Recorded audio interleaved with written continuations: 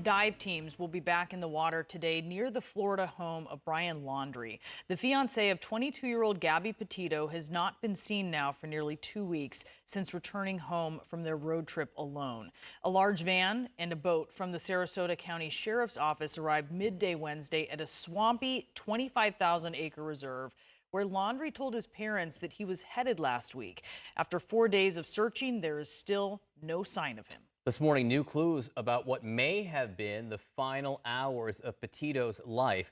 A couple who says they witnessed an incident involving Petito and Laundrie in a restaurant. It may have been one of the last sightings of Gabby before her death. The couple reports seeing a commotion that had Petito visibly upset.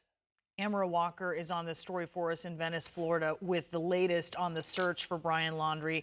Amara, what are you hearing?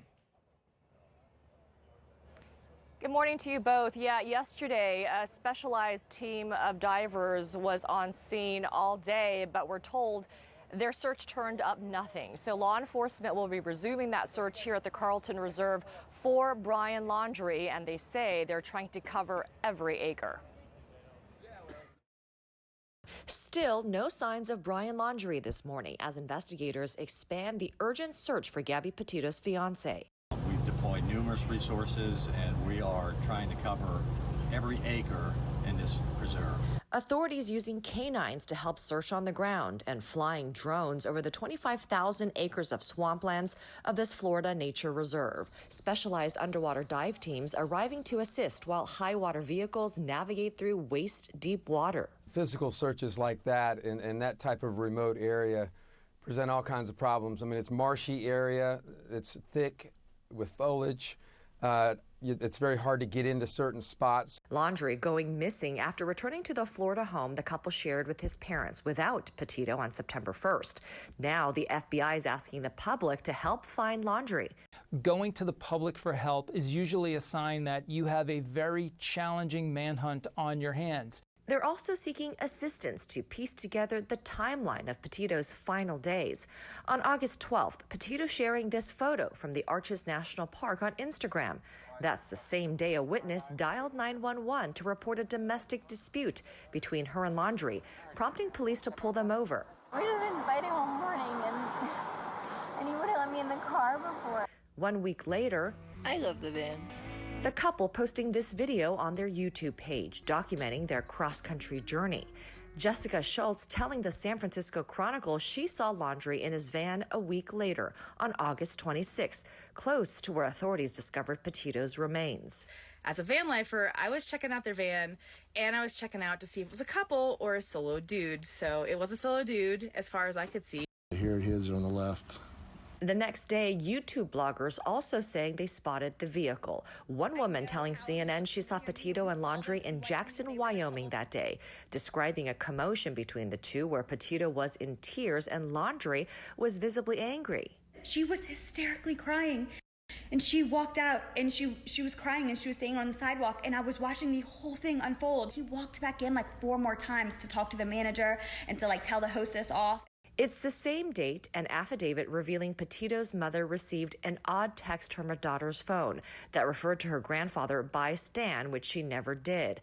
One expert saying witness tips can help move a probe forward. Every little bit helps in an investigation like this, but right now the focus has to be on trying to locate him, dead or alive. So the FBI, of course, is focused right now on finding Brian Laundrie, but they're also focused on this timeline from August 27th to the 30th. They want to know what happened between Gabby Petito and Brian Laundrie, and they're asking anyone who may have had contact with them or even just saw their vehicle in the Grand Teton National Park to give them a call. Brianna. Amara Walker, thank you for that report. I want to bring in Andrew McCabe, CNN senior law enforcement analyst and former deputy FBI director and the author of The Threat, How the FBI Protects America in the Age of Terror and Trump. Andy, so nice to see you.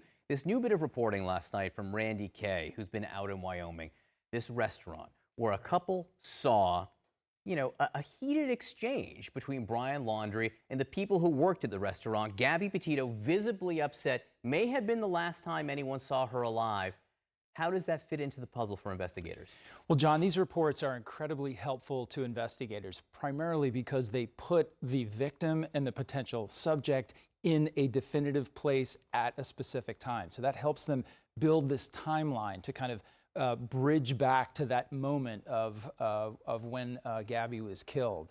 As for the kind of personal remembrances of people who may have seen their interaction, that becomes less helpful. We all know that eyewitness testimony is typically can be very inaccurate. People's remembrances of things change over time. But being able to pin them down to that restaurant at a particular day and time is very helpful. I want to talk about the search for Brian Laundrie. They keep going back to this nature preserve, and now they have divers searching underwater. Do they have to have some sign or some shred of concrete evidence to keep on doing this? Or is this just hoping for something? Well, you know, the law enforcement on the scene has been very definitive, saying they're going to search every acre of that property. 25,000 acres, that's approximately 40 square miles of turf they've got to cover. I think I read somewhere there are 80 miles of hiking trails within that park. So it's a big place. At some point, if they find no sign of Brian whatsoever, they're going to have to redirect those resources to other investigative efforts. How hard would it be if he were to be on the run right now? How long could someone like that do it, do you think? It's incredibly hard to be on the run. I can tell you in my 21 years in law enforcement and the FBI, I've seen very few people do it successfully for a long time. You're thinking about Whitey Bulger. You're thinking about Eric Robert Rudolph, the Olympic Park bomber who allegedly lived in the woods for 5 years before we found him. You have to have money, you have to have support from your family, from the community, and you have to have a deep level of kind of cunning and street smarts to be able to kind of bridge from one place to the next. There's no indication that Brian Laundrie has any of those things working to his advantage at this point. And if he's in fact in that reserve, that's an incredibly harsh environment in which to try to sustain yourself. You brought up the family there, and again, we have no indication that the FBI is investigating the parents or the family in connection with any of this.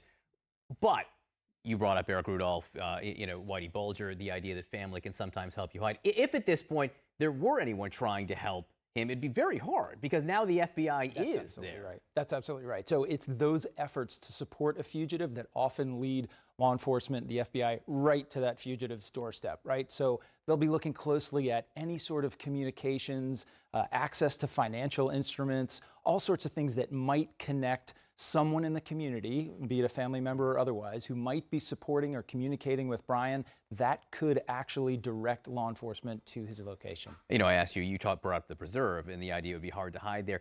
If he is on the run, and we don't know that he is, and we don't know that he's a suspect per se, how far away, if he's not there, how far away could he be reasonably at this point? If you were in the FBI, what would you be thinking? Well, certainly he has time on his side, right? So he had a several days lead on the law enforcement effort to find him, and that would definitely be to his advantage.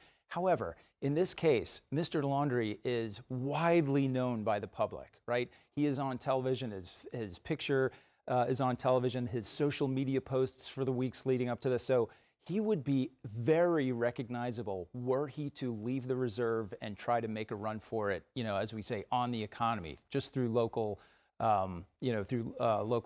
society around where he lived. You hear a lot of people say head start. He had a head start before the FBI started looking. Is that actually something that you think is real? I think he did. There's no question the family didn't even tell law enforcement he was gone until the 17th. They said he had left on the previous Tuesday, which was the 14th.